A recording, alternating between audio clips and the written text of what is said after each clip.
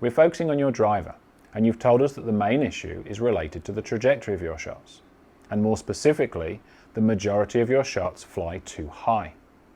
Now with a driver we want a high ball flight, but of course if it's excessive we're going to lose distance, and that's the main reason for taking the driver in the first place.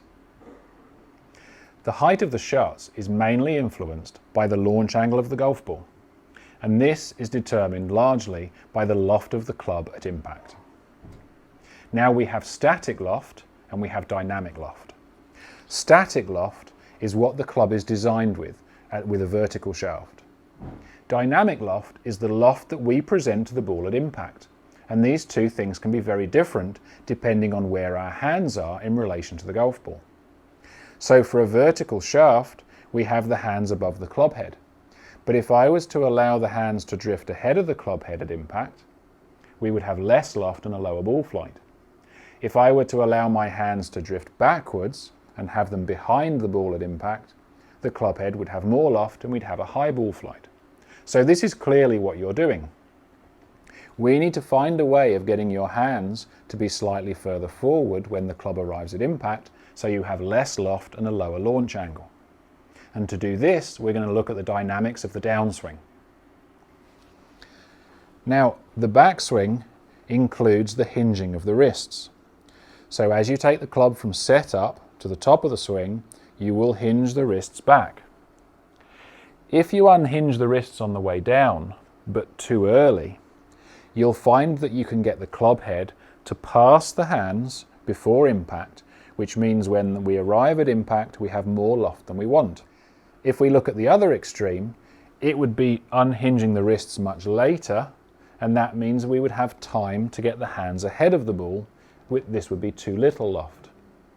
So the key here is being able to time the release so that you can get back to impact with the shaft either vertical or maybe feeling like your hands are actually slightly ahead of the club head.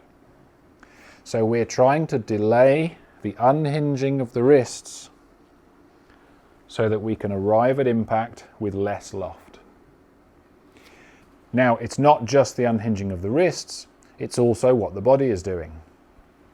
So if I swing to the top and then I hang back on this foot and I don't use my body to move towards the target, the only way to get the club to the ball is to release it with the hands.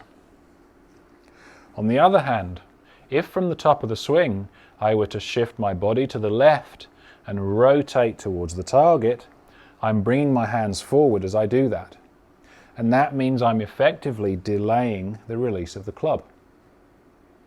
So one of the main keys here to feel is not necessarily just in the hands, it's also what the body's doing. So we want to make sure that as we start the downswing, we feel like we're shifting to the target and we're turning the body, rotating towards the target, and that in turn is delaying the release of the club. So if we can feel that, let's make a few flowing practice swings where you get to the top and then your main feeling is to turn the body. It's to shift from the back foot to the front foot, and it's to try and delay the release of those hands.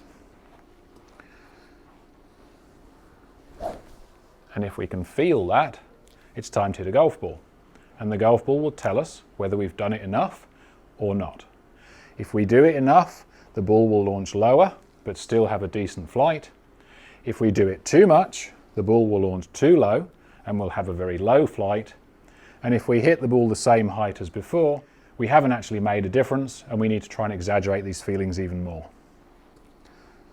So again, from the top, very little hand action, mostly turning the body and shifting to the front foot. And let's see a low flighted drive.